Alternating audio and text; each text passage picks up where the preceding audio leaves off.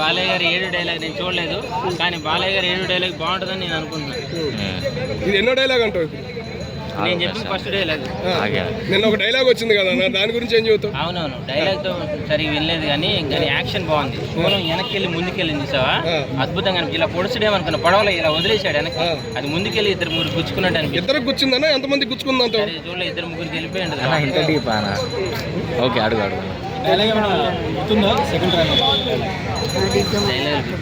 అంటే అక్కడ ఏమైనా బాలయ్య బాబుకి గ్రావిటీ కానీ ఫిజిక్ కానీ అలాంటిది ఏమి ఉండదంటే ముందుకు వచ్చింది కదా. అవును, అలాంటిది ఏమైనా లేదంటే బాలయ్య సినిమాలు అంటేనే మనం విఎఫ్ఎక్స్ బాగా వాడతారు, బోయపాటి గారు అంటేనే అవే వాడతారు.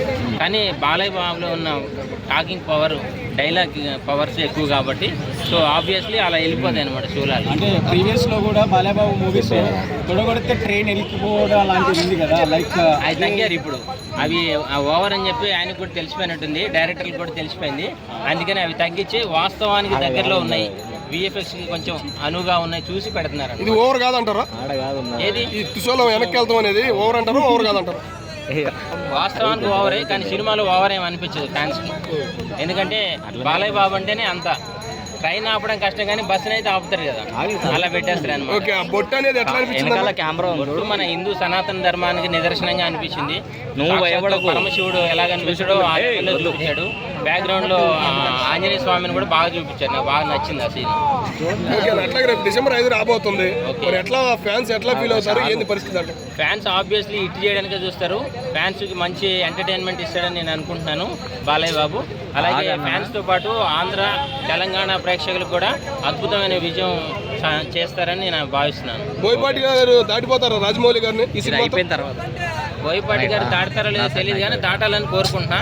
ఎందుకంటే ఎవరైనా మన తెలుగు వాళ్ళే. సో పాన్ ఇండియా లెవెల్లో బోయపాటి గారు దాటినా ఆయన రికార్డు మళ్ళీ నెక్స్ట్ రికార్డు ఇంకొకరు మన తెలుగు వాళ్ళే దాటాలి, అది అలా కోరుకుంటున్నాను. తమన్ గారు ఓజీలో ఎరగదీశారు, దీంట్లో ఇంకా డబల్ ఎరగదీశారు.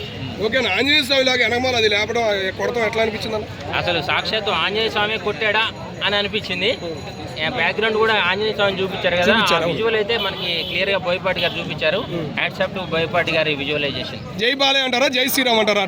నేనా జై హైదరాబాద్ అంట. ఎందుకని అంటారు? హైదరాబాద్ కాబట్టి అంతే అంటారా? Yeah, super ma'am, block buster, every dialogue was ultimate.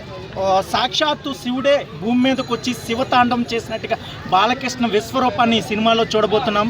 అలాగే ఆది పినిశెట్టి గారి గ్రేట్ విలనిజాన్ని చూడబోతున్నాం. ఈ సినిమా అయితే బ్లాక్ బస్టర్ అవ్వబోతుంది.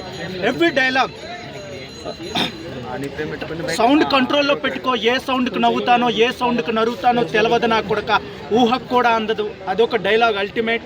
మీ దేశానికి వస్తే దండిస్తారేమో, మా దేశానికి వస్తే ఖండిస్తాం. మీ భాషలో చెప్పాలంటే ఇది సర్జికల్ స్ట్రైక్.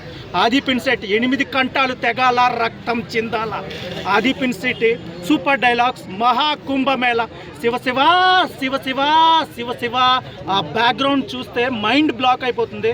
అఖండలో ఒక విశ్వరూపాన్ని చూసాము, ఇందులో ఒక 3 మెంబర్స్ విశ్వరూపాన్ని చూడబోతున్నాం. Balakrishna ultimate acting. ఈ వయసులో 60 years వయసులో కూడా బాలకృష్ణ గారు అద్భుతమైన పర్ఫార్మెన్స్తో, అద్భుతమైన ఫైట్స్తో కుమ్మేశారు. టీజర్ అయితే అల్టిమేట్, సాంగ్స్ అయితే మైండ్ బ్లోయింగ్. ఈ సినిమా నాకు తెలిసి ఇండియా చరిత్రలో ఒక విధ్వంసాన్ని సృష్టించబోతుంది. ఇది ఒక హైందత ధర్మానికి సంబంధించిన, పాకిస్తాన్కి మనకి సంబంధించిన కొన్ని హైలైట్ పాయింట్స్ తీసుకుని ఈ సినిమా తీయబడింది. నాకు తెలిసి బ్లాక్ బస్టర్ అయింది. మీ దేశానికి వస్తే ఖండిస్తారేమో, మా దేశానికి వస్తే, మా దైవానికి జోలికి వస్తే ఖండిస్తామని ఆ డైలాగ్స్ సూపర్గా ఉన్నాయి. ఇంకోటి కూడా మంచి డైలాగ్స్ ఉన్నాయి. One more I will tell you. అంటే బాలయ్య గారు అనమాట ఓ డైలాగ్ ఉందిగా, కొండల్లో తొండలేరుకునే మీరెక్కడ, ఆ కొండల్నే గుడిగా చేసుకుని బతికి మేమెక్కడ అని చెప్పి సూపర్ భయ్య, మైండ్ బ్లోయింగ్. ఆ డైలాగులు ఏంటి, మళ్ళీ త్రిశూలం షాట్, అంటే త్రిశూలం వెనక్కి కొడతాడు అనమాట. వెనక్కి కొడితే రాయి కొట్టుకుని వచ్చి విలన్ ఎవరైతుందో ఆడ గుచ్చుకుంటుంది. ఆ షాట్ అయితే మైండ్ బ్లోయింగ్. ఏం చెప్పంటా భయ్య, మొత్తం థియేటర్లని blast blast blast blast. December 5th అయితే బ్లాస్ట్ అయిపోతాయి అనమాట. మళ్ళీ నెక్స్ట్ ఇయర్కి థియేటర్లో రీమోడలింగ్. ప్రీవియస్గా ఒకటి అంటే అఖండ 1 కోటి కింద పడిపోయింది కదా కర్నూలులో, అలాగే అన్ని థియేటర్లో కింద పడిపోతాయి. ఒకటేంటంటే తమన్ గారు, దాని తర్వాత బోయపాటి గారు, బాలయ్య బాబు గారు ఒకచోట కలిశారంటే మొత్తం మాస్ మాస్ మాస్ మొత్తం పోనకాలి అనమాట. అలా ఉంది. మొన్న సాంగ్ ఒకటి రిలీజ్ అయింది కదా, జాజికాయ ఏమంటారు దాన్ని? జాజికాయ మీద అందరూ ఇన్ఫ్లుయెన్సర్లు, దాని తర్వాత యూట్యూబ్లో ఉన్న వాళ్ళు అందరూ చేస్తానంటే అంటే మామూలుగా కొత్త ఎవరైనా హీరో వస్తే అల్లు అర్జున్ సాంగ్ లేదంటే రామ్ చరణ్ గారి సాంగ్ అట్లా ట్రెండింగ్లో చిక్కిరి ఆ సాంగ్ చేస్తారు. కానీ బాలయ్య బాబు సాంగ్ కూడా డ్యూయెట్లో నీ చేసేస్తానంటే బాలయ్య బాబు క్రేజ్ ఎక్కడ ఉందో చూసుకోండి. మళ్ళీ అది గ్రాఫిక్స్ పరంగా ఏమని చెప్తారు మూవీ? గ్రాఫిక్స్ పరంగా కొద్దిగా అయితే ఏ జనరేషన్ కూడా తీసుకొచ్చారు, చూడాలి పిలిచి. అంటే హెవీగా ఉన్నా కూడా జనాలు నచ్చదు, ఎందుకంటే ఇప్పుడు వస్తుంది కాబట్టి అది అడ్జస్ట్ చేసుకోవడం టైం అయితే పడుతుంది. పిలిచి ట్రైలర్ అయితే బాగుంది, సాంగ్స్ బాగున్నాయి, టీజర్ బాగున్నాయి, క్లిప్స్ బాగున్నాయి, అన్ని బాగున్నాయి. బాలయ్య బాబు గారికి ఒక సూపర్ డూపర్ హిట్ అనుకోవచ్చు. మొన్న ఫంక్షన్లో బాలయ్య బాబు బాలీవుడ్ మీద ఒక షట్టర్ వేసాడు, అది మీకు తెలుసా? అదే మైక్ వాళ్ళ దగ్గరికి వెళ్ళి నేను మైక్ ఇలా తిప్పాను, వాళ్ళు అందరు వెళ్ళిపోయారని చెప్పాడు. అంటే ముందే అలా మాట్లాడడం. బాలయ్య బాబు ఏంటంటే డేర్ అండ్ డాష్ అనమాట, ముక్కుసూటి మనిషి అంటారు కదా. ఇది ఆయన దగ్గర మనసులో ఏముంటే అది పేరు మీద చెప్పేద్దామాట. ఒక్కొక్కడు ఏమనుకుంటాడు ఏం సంగతి ఆయనకు సంబంధం లేదు, కానీ ఒక మంచి వ్యక్తి. మనం ఏదో వేరేలా అనుకుంటాం కానీ ఆయన ఒక మంచి వ్యక్తి. ఓకే, అంటే మన తెలుగు అంటే ఎక్కడ వేరే తెలుగు గురించి చెప్తాడు. ఆయనకి తెలుగు అంటే పిచ్చి, తెలుగు అభిమానులు అంటే పిచ్చి.